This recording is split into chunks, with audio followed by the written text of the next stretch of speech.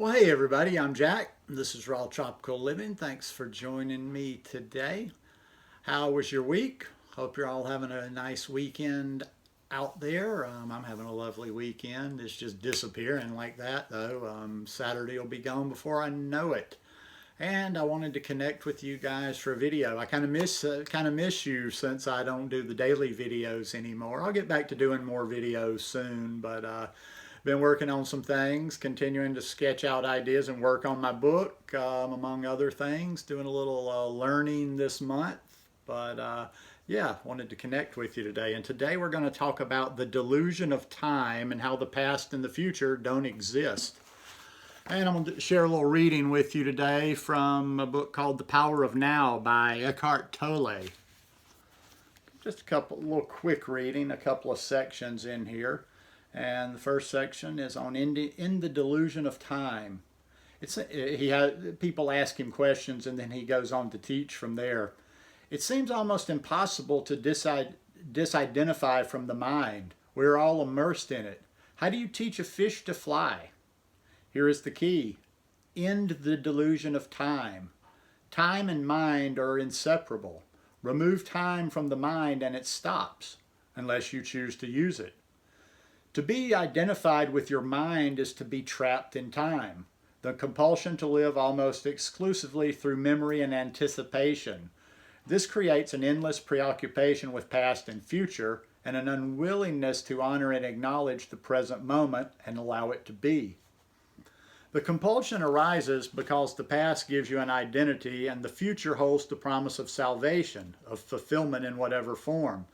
Both are illusions. But without a sense of time, how would we function in this world? There would be no goals to strive toward anymore. I wouldn't even know who I am because my past makes me who I am today. I think time is something very precious and we need to learn to use it wisely rather than to waste it. Time isn't precious at all because it is an illusion. What you perceive as precious is not time, but the one point that is out of time, the now. That is precious indeed. The more you are focused on time, past and future, the more you miss the now, the most precious thing there is. That's the key right in there, right in there. The more you are focused on time, past and future, the more you miss the now, the most precious thing there is. When we're like, feeling all guilty or lamenting over something in the past, or when we're just obsessed about something in the future, we're not really living because we're missing the now, which is where we actually are. Let's see. Because it is the only thing. There was never a time when your life was not now. Wait a minute, hold on. I missed the point. Why is it the most precious thing? Firstly, because it is the only thing. It's all there is. The eternal present is the space within which your whole life unfolds, the one factor that remains constant. Life is now. There was never a time when your life was not now, nor will there ever be. Secondly, the now is the only point that can take you beyond the limited confines of the mind. It is your only point of access into the timeless and formless realm of being. Nothing exists the next full section here is nothing exists outside the now. And the next question is, aren't past and future just as real, sometimes even more real than the present? After all, the past determines who we are, as well as how we perceive and behave in the present. And our future goals determine which actions we take in the present. You haven't yet grasped the essence of what I am saying because you are trying to understand it mentally. The mind cannot understand this. Only you can. Please just listen.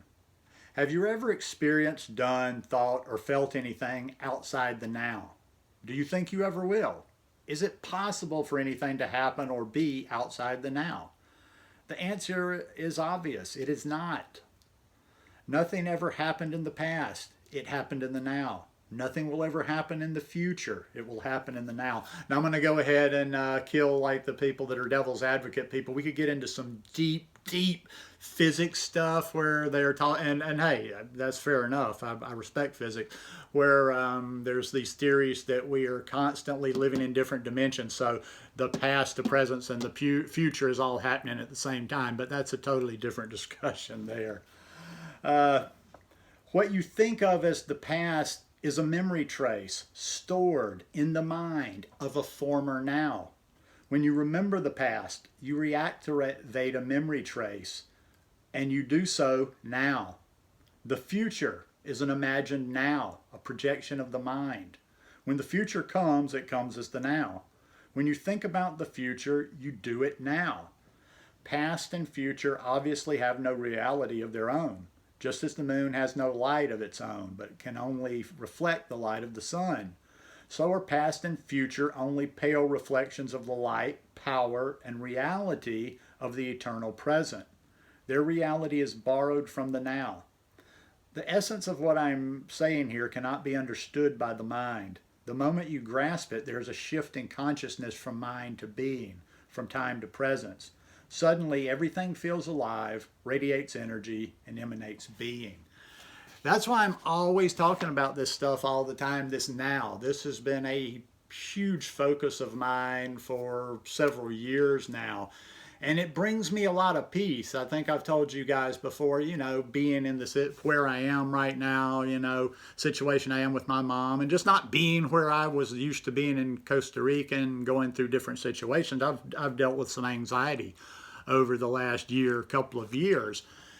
Sometimes worse, but nothing ever that I can't handle. And that's the only way I handle that kind of stuff, is just by staying right in the now.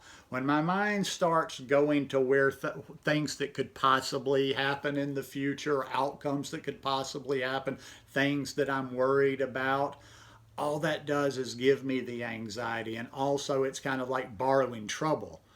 That's stuff in the future, a year or 2 years down the road, and I'm giving myself grief, giving myself anxiety over something that is in the future that hasn't happened, that doesn't have to happen, and I actually have the capacity or the capability to prevent from happening. And conversely, I do the same thing about the past too. I go over and over this stuff in my mind all the time. And I'm very introspective. I'm not one of these, I'm not the sensitive type. I don't have to tiptoe around and go, oh, I have to be.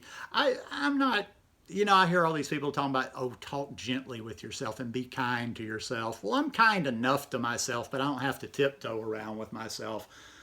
But I can tend to get a little bit of, feeling guilty or beating myself up about the past. And then it just gets into a matter of being very pragmatic, very logical about it. And I'm like, well, there's absolutely nothing. It doesn't matter how bad, even if you've done something horrible in the past, or even if you've done something, or even if something happened to you that it seems like there's no coming back from. It's the past. There's no changing the past unless you can get into Mr. Peabody's Wayback Machine and go back and do it. That's an old reference there, but we only have the now, and that's the way that I bring myself peace most days, and that's the focus of my meditation as well, is just the now.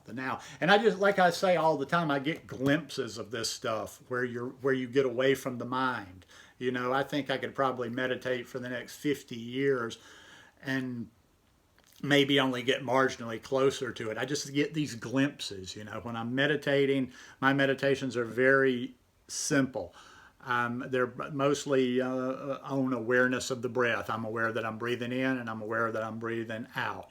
And when I can really simplify to where that's all, I'm just, and it's not even thinking about the breath. It's just like, in other words, it's just conscious of in breath, out breath. And when I can do that, I get those glimpses, just those minutes of where I am truly in the now, and I am separate from that, from the mind type thing, and it's not a thinking thing. And it's like, it goes back to the watcher, the person that's watching those thoughts, the person that's listening to that chatter in your head. But anyhow, just something to think about, folks, just something to think about. That's the only place we live. That one cannot be argued. We live now. We live now. If you figured out how to live in the then or in the future, you tell me.